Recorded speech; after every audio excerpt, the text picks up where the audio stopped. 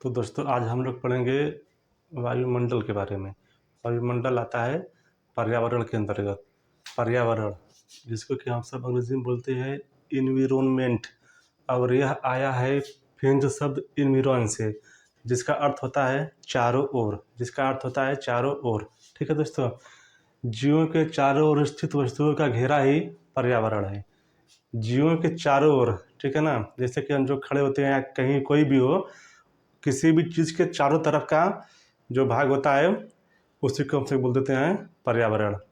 पर्यावरण, परिधन आवरण, परि मीन्स बाहरी, आवरण मीन्स आवरण। ठीक है, यानी कि किसी भी चीज़ के जो बाहरी आवरण होता है उसी को हमसे बोल देते हैं पर्यावरण। ठीक है दोस्तों, अब आ जाता है पर्यावरण के घटक, कंपोनेंट्स। ठीक है, इसको दो भागों में बांटा गया है। ठीक है, एक अजैविक और जैविक घटक। ठीक है, या उसी को हमसे बोल देते हैं निर्जीव और सजीव। आप लोग जानते ही होंगे सजीव किसे कहते हैं, निर्जीव किसे कहते हैं। ठीक है, सजीव वस्तुएं जो सांस लेती हैं, जो भोजन करती हैं, जिनको पानी की आवश्यकता होती है, उसे हम सजीव कह देते हैं।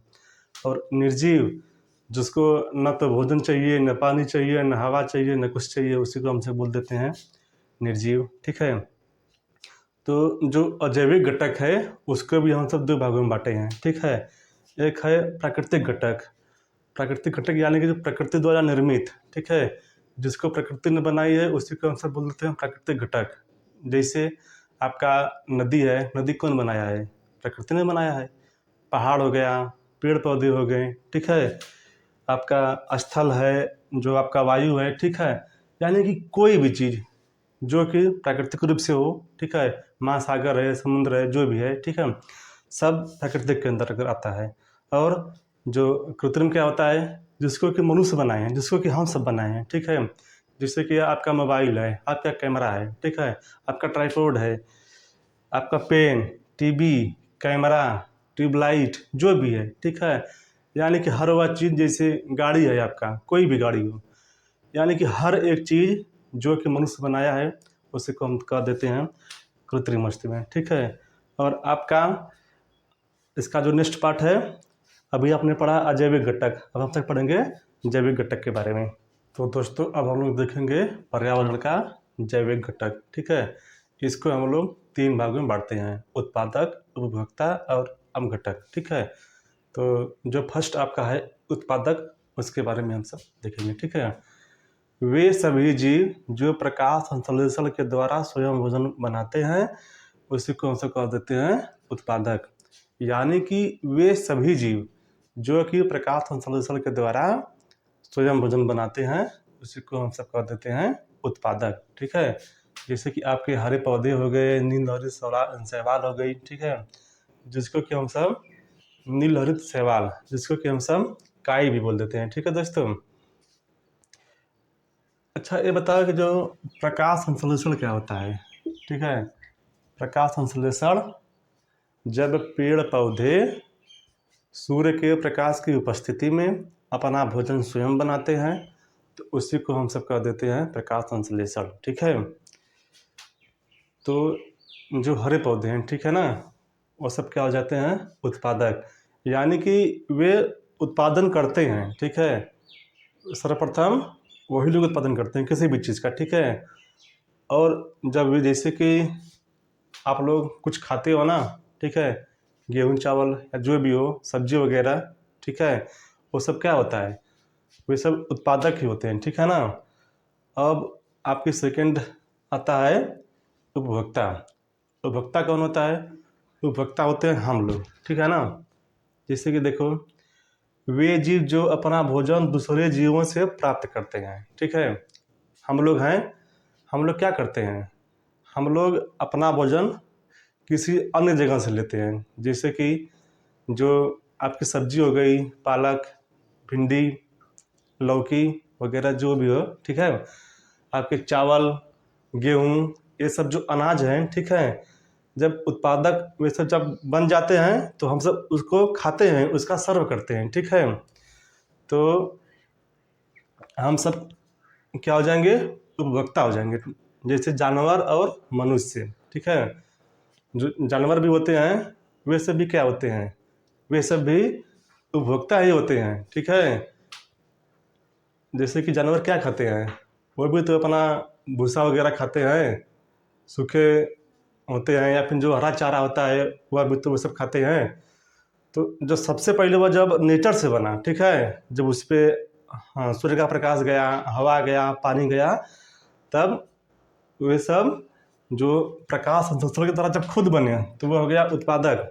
और जब वो बन गए तो जब उसको हम सब खाएं तो वो हम सब हो गए उपभोक्ता, ठीक है। अब आप सब कहोगे कि सर जी हम लोग तो खुद भी खाना बनाते हैं, तो हम सब तो अपना भोजन स्वयं बनाते हैं, तो हम सब बस उसको मॉडिफाई करते हैं, हम सब उसको बनाते नहीं हैं, ठीक है।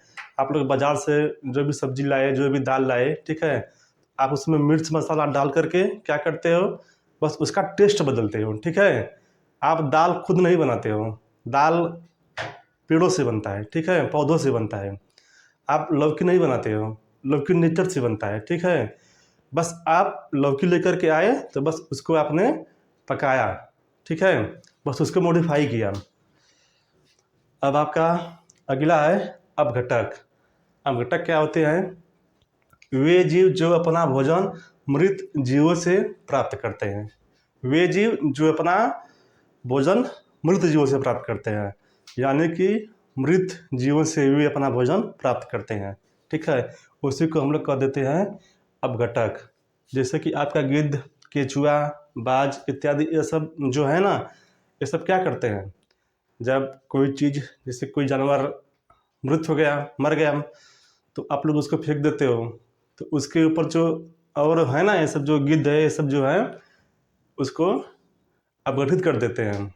कोई पेड़ से पत्ता गिरा, ठीक है, तो आप लोग देखते हो कि अभी तो वहाँ पे बहुत सारे पत्तों का ढेर है, लेकिन कुछ दिन के बाद जाते हो तो वहाँ पर कुछ नहीं होता है, सारे पत्ते गल गए होते हैं, ख़त्म हो गए होते हैं, ठीक है। तो वो सब कहाँ जाते हैं, तो जो छोटे छोटे जीव होते हैं वे सब उन पत्तों को अपघटित कर देते हैं, ठीक है दोस्तों। और इस अपघटक को हम सब क्या कहते हैं, पृथ्वी के सफाई कर्मी, ठीक है ना। इन्हीं को हम सब कह देते हैं पृथ्वी के सफाई कर्मी। और आपको बता दूं कि बहुत सारे गिद्ध की संख्या बहुत कम हो गई है। इसके लिए तो ग्लोबल वार्मिंग और आपका जो मौसम है, आपकी जो गतिविधियां हैं, ठीक है, प्रदूषण, ये सब तो जिम्मेदार है ही। एक वजह और भी है कि जैसे कोई पशु या जानवर बीमार होता है, ठीक है, तो आप लोग जो उसको दवा देते हो इलाज कराने के लिए, तो उसमें बहुत सारे कीटनाशक भी होते हैं, ठीक है। तो जब उसको अपने पशु का इलाज करवाया, वह दवाई दी और पशु उसके बाद भी मर गया, ठीक है। तो जब वह आएगा, जब वह गिद्ध आपका आएगा तो क्या करेगा, उस जीव को खाएगा, तो उसके अंदर जो रोग है वह रोग भी उस गिद्ध के अंदर चला जाएगा। जो मृत पशु के अंदर रोग है वह गिद्ध के अंदर चला जाएगा। और दूसरा चीज़ ये होगा कि जो आप लोग वो लिए हो ना, जो दवाई दिए हो उस अपने जानवर को, उस जानवर के साइड इफेक्ट से भी गिद्ध मर जाता है, ठीक है। वह दवाई आपने दिया उस पशु को, वह पशु जब मृत हो गया उसको खाया गिद्ध ने, उस गिद्ध की भी मृत्यु हो जाएगी, ठीक है, उस दवा की वजह से, ठीक है। अब हम सब आगे पढ़ेंगे। तो हम सब पर्यावरण के बारे में देख लिए, अब हम पढ़ेंगे पर्यावरण के क्षेत्र के बारे में, ठीक है। पर्यावरण को मुख्यतः 4 भागों में बांटा गया है, ठीक है। एक है जलमंडल, ठीक है, जो महासागर वगैरह होते हैं, जो पानी है, ठीक है, उसको अलग नाम दिया गया है जलमंडल, ठीक है। ये जो आप देख रहे हो, ठीक है, यह है जलमंडल, ठीक है। और इसका नेक्स्ट भाग है स्थल मंडल, जो जमीन है, मिट्टी है, ठीक है, जहाँ पे हम सब रहते हैं, ठीक है ना। इसी पे पहाड़ है, इसी पे पर्वत है, इसी पे हम लोग हैं, पेड़ पौधे हैं, ठीक है। इसको हम सब बोल देते हैं स्थल मंडल, ठीक है। और नेक्स्ट है वायुमंडल, ठीक है, जो हमारी धरती है, ठीक है, इसके जो चारों तरफ वायुमंडल फैला हुआ है, ठीक है ना, जो चारों तरफ गैसों का आवरण है, ठीक है, उसी को हम सब क्या कहते हैं, वायुमंडल, ठीक है ना। और ऐसी चीज़ें जहाँ पर कि कुछ क्षेत्र ऐसे होते हैं जहाँ पर कि आपका जल भी है, ठीक है ना। देखिए यहाँ पर जल भी है, यहाँ पर मिट्टी भी है, स्थल भी है, और यहाँ पर वायु भी है, ठीक है। ये देखिए इतना हिस्सा, ठीक है ना, इतना हिस्सा। तो यहाँ पर क्या है, यहाँ पर आपका जल भी है, वायु भी है, और मिट्टी भी है, ठीक है, स्थल भी है। तो यहीं पर जीवन होता है मनुष्यों का या फिर किसी भी जीव का, यहीं पर जीवन होता है। हम सबके लिए मिट्टी भी आवश्यक है, पानी भी आवश्यक है, वायु भी आवश्यक है, ठीक है। तो यहीं पर जीवन है, इसी को हम सब बोल देते हैं जैवमंडल, ठीक है ना। जैवमंडल क्या होता है, वायुमंडल, जलमंडल और स्थलमंडल का उभयनिष्ठ क्षेत्र क्या कहलाता है, जैवमंडल कहलाता है, ठीक है दोस्तों। इसके बाद हम सब पढ़ेंगे वायुमंडल के बारे में, ठीक है ना। वायुमंडल यानी कि एटमॉस्फेयर, ठीक है। वो क्या होता है, गैसों का घेरा जो गुरुत्वाकर्षण के कारण पृथ्वी के चारों ओर टिका हुआ है। जो गैसों का घेरा है वह पृथ्वी के चारों ओर टिका हुआ है, क्यों, गुरुत्वाकर्षण के कारण, ठीक है दोस्तों। यहाँ पर देख लो, यह जो आपकी पृथ्वी हो गई, देखो इसके चारों तरफ क्या है, ये सब गैसों का घेरा ही है ना। तो जो आपकी भारी गैसें होती हैं वह बिल्कुल सतह के पास होती हैं, ठीक है ना, दिख रहे हो ना। और जो सतह के पास होती हैं उनका घनत्व ज़्यादा होता है, उनको हम सब बोल देते हैं भारी गैस, ठीक है। और जो पृथ्वी की सतह से थोड़ा दूरी पर होती हैं उसको हम सब बोल देते हैं हल्की गैस, ठीक है। और इनका घनत्व कम होता है, ठीक है दोस्तों। इन सब का घनत्व कम होता है, ठीक है। और इनकी ऊंचाई बहुत होती है, जो गैसें हैं पृथ्वी की सतह से काफ़ी ऊंचाई तक होती हैं, और ऊंचाई के आधार पर इन सबको अलग अलग भागों में बांटा गया है, ठीक है ना। इनको अलग अलग नाम दिया गया है, जैसे कि देख लो, या जो आपका पृथ्वी का सतह है, तो जब इसकी ऊंचाई बढ़ेगी, यहाँ पर कुछ नाम दिया गया है इतनी ऊंचाई तक का, ठीक है। फिर इसके बाद कुछ और, फिर ऐसा कुछ और नाम दिया गया है। इसी तरह इनके जब ऊंचाई बढ़ती है, ठीक है ना, मान लो कि यह 20 हो गया या 50 किलोमीटर हो गया, ठीक है ना, और यह आपका 650 हो गया, ठीक है ना। इसी तरह से यह जितना ही आगे जाएगा उस हिसाब से इसको नाम दिया गया है, ठीक है ना। अब हम अलग अलग भागों में इसको पढ़ेंगे विस्तार। अब हम लोग पढ़ेंगे वायुमंडल की परत के बारे में, ठीक है, लेयर्स ऑफ एटमॉस्फेयर। तो एटमॉस्फेयर को 5 भागों में बांटा गया है, ठीक है ना। ये जो परत है इसको हम सब 5 भागों में बांटे हैं। उनमें से पहला है क्षोभ मंडल, ठीक है ना। जो फर्स्ट लेयर है वो क्या है, ट्रोपोस्फेयर। वो क्या होती है दोस्तों, जो हमारी धरती का ध्रुव है और यह देखो भूमध्य रेखा है, ठीक है ना। तो इसकी जो नॉर्मल ऊंचाई होती है ध्रुव पे होती है 8 से 10 किलोमीटर तक, और भूमध्य रेखा पर इसकी ऊंचाई होती है लगभग 18 किलोमीटर तक, ठीक है ना। आपकी सभी मौसम गणनाएं इसी में होती हैं।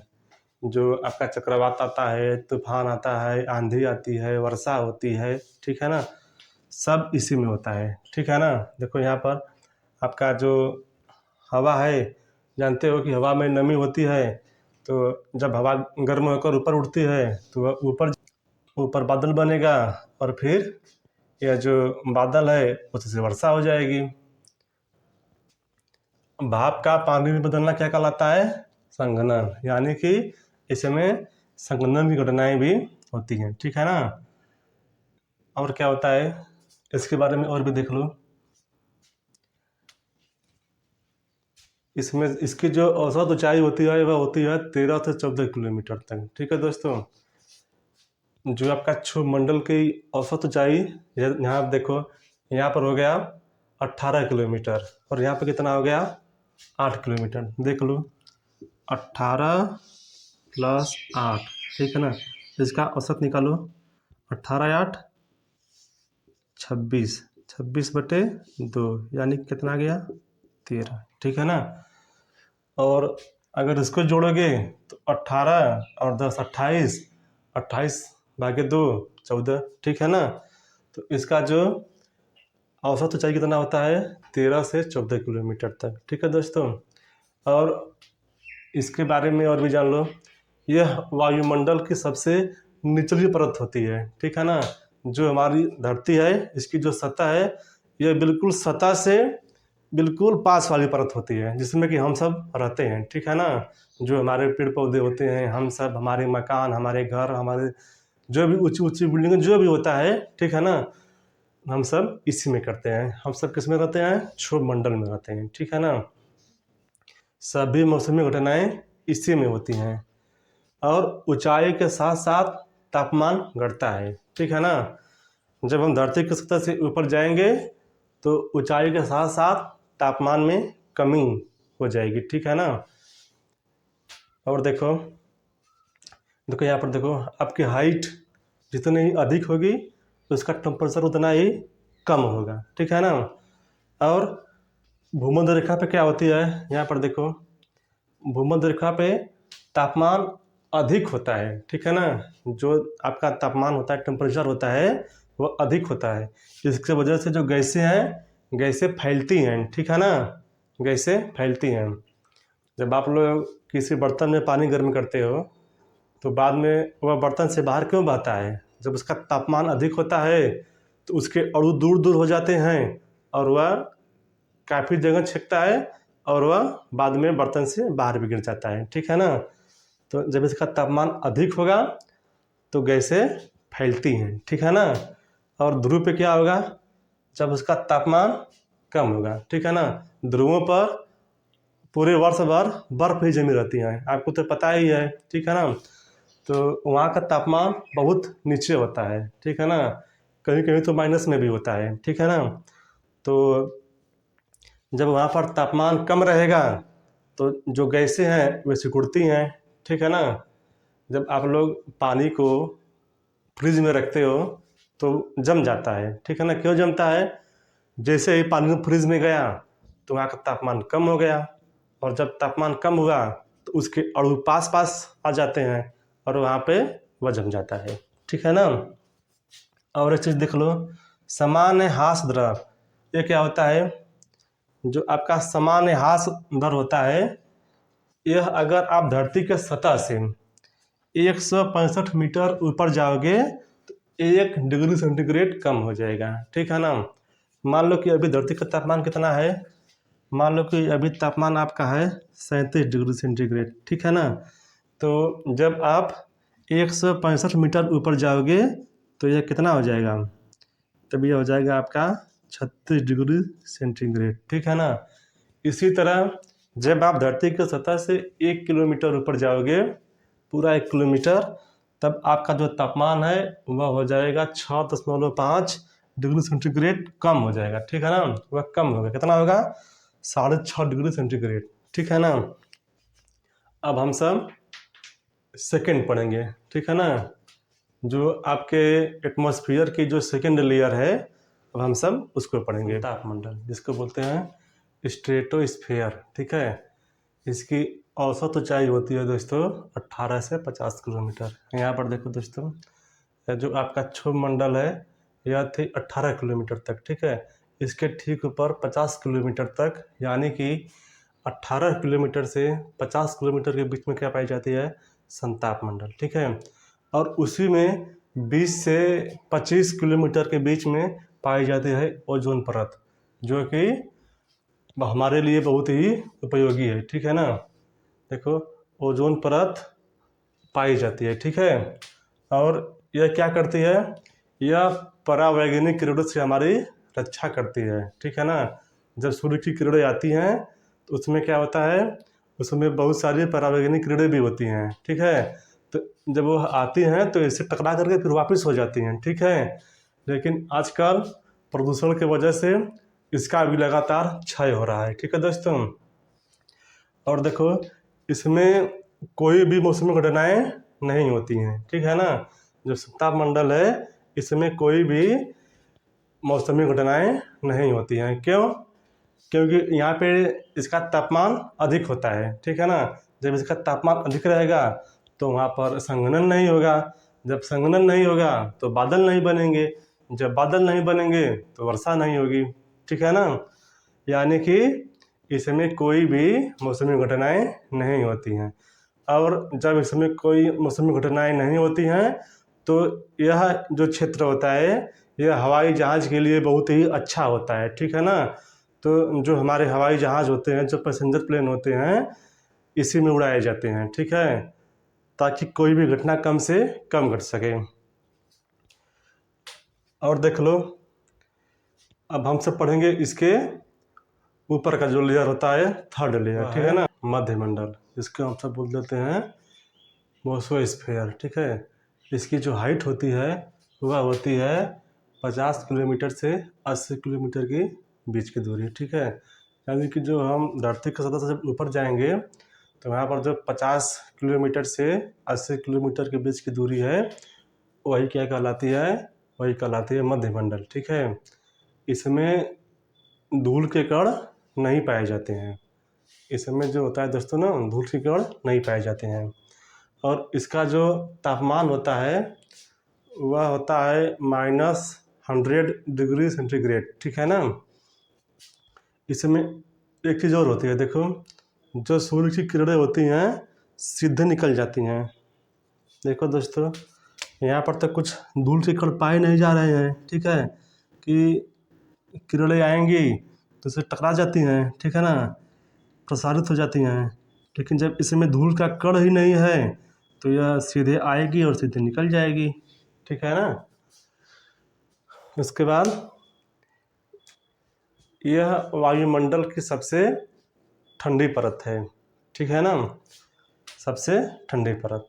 और इसमें जो उल्का पिंड आते हैं आते ही इसमें जल जाते हैं, ठीक है ना। जो उल्का पिंड होते हैं जब इस लेयर में आएंगे तो आते ही वह जल जाएंगे। जो आप सब देखते हो ना आसमान में टूटते हुए तारे, वह तारा नहीं होता है, कोई उल्का पिंड होता है, बस वही जैसे ही इसमें आया वो जल जाएगा, ठीक है ना। अब हम सब पढ़ेंगे फोर्थ लेयर, आयनोस्फीयर, जिसको कि हम सब बोल देते हैं आयन मंडल, ठीक है। इसकी ऊंचाई होती है 80 किलोमीटर से 640 किलोमीटर के बीच में, ठीक है ना। और इसमें क्या होता है? इसमें होता है गैसों का आयनीकरण, ठीक है ना। यानी कि जो गैसें होती हैं वह आयनों में टूट जाती हैं, ठीक है ना। यानी कि जो धनायन होता है और जो ऋणायन होता है, पॉजिटिव या नेगेटिव, दोनों अलग अलग हो जाते हैं, ठीक है ना। और जो रेडियो तरंगे होती हैं वे टकरा करके वापस पृथ्वी पर लौट आती हैं, ठीक है ना। यानी कि जो रेडियो तरंगे होती हैं, जो कि आप लोग देखो, आप लोग यहाँ पे आपका घर है, ठीक है ना, यहाँ पर आपका घर है और यहाँ पर कोई चैनल का ऑफिस है, ठीक है ना। तो ये जो चैनल वाला भेजेगा तो ये जाएगा पहले उपग्रह पे उसके, ठीक है ना। फिर वहाँ से आपके घर पे आएगा तो आप अपने पसंद का कोई भी टीवी प्रोग्राम, सीरियल या फिर कोई भी जो आप पढ़ाई कर रहे हो ना, यह सब भी, ठीक है ना, सब कुछ इसी तरह चलता रहता है, ठीक है ना। तो जो सेटअप होता है ना वह इसी में लगाया जाता है, ठीक है ना। यह क्या होता है? यही होता है आपका आयन मंडल, ठीक है ना। जो रेडियो सेटअप होते हैं इसी में लगाए जाते हैं, ठीक है ना।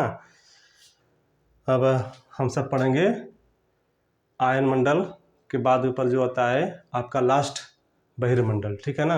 अब हम सब बहिर्मंडल के बारे में पढ़ेंगे। बहिर्मंडल, जिसको कि हम सब बोलते हैं एक्सोस्फीयर, और इसकी जो ऊंचाई होती है वह ऊंचाई होती है 640 किलोमीटर से अधिक।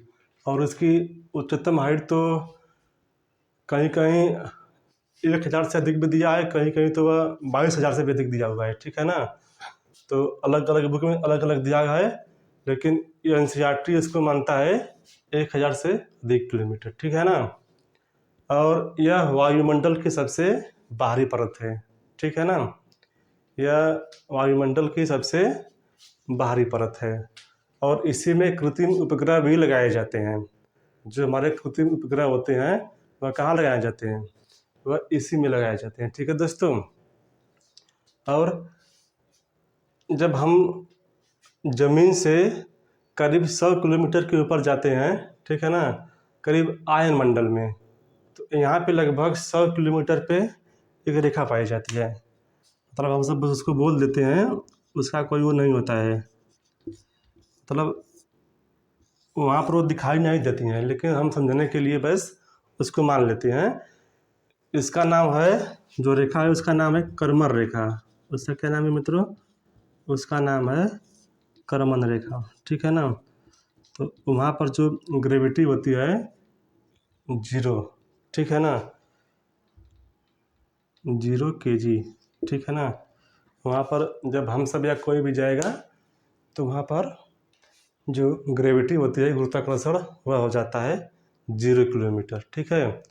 तो दोस्तों वीडियो कैसा लगा आपको कमेंट में हमको बताइएगा और चैनल को सब्सक्राइब जरूर कर लीजिएगा। और आप आगे क्या चाहते हैं मुझसे पढ़ना, उस टॉपिक को भी कमेंट में हमको बता दीजिएगा, ठीक है ना। और हम आपको हमेशा नया नया वीडियो लाते रहेंगे और आपका ज्ञान बढ़ता रहेगा, ठीक है। पढ़ेंगे वायुमंडल के गैसों के बारे में, ठीक है ना। गैसेज ऑफ एटमॉस्फेयर, वायुमंडल में सबसे अधिक क्या पाया जाता है, सबसे अधिक पाया जाता है नाइट्रोजन 78%, ठीक है ना।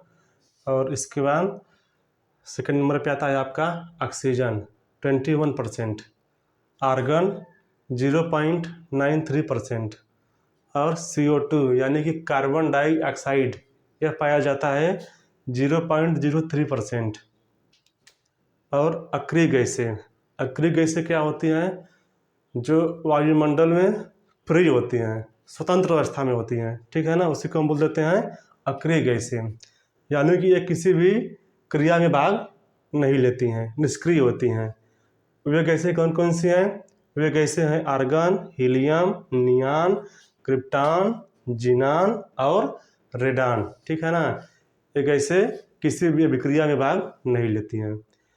और दोस्तों आपको बता दूं कि इस चैनल पे हर रविवार को 11 बजे सुबह यानी कि एवरी संडे 11 AM लाइव आएंगे और आपको जीके करवाएंगे, ठीक है ना। तो अगर आप भी उसमें जुड़ना चाहते हैं तो आप लोग भी हर रविवार 11 बजे लाइव जुड़ जाइएगा, ठीक है दोस्तों। और एक बार फिर से आपसे निवेदन है कि चैनल को सब्सक्राइब जरूर कर लीजिएगा, ठीक है। और बेल आइकन दबा दीजिएगा ताकि आने वाला हर वीडियो आप तक पहुंच सके, ठीक है मित्रों। फिर मिलते हैं किसी और वीडियो में, तब तक के लिए नमस्कार।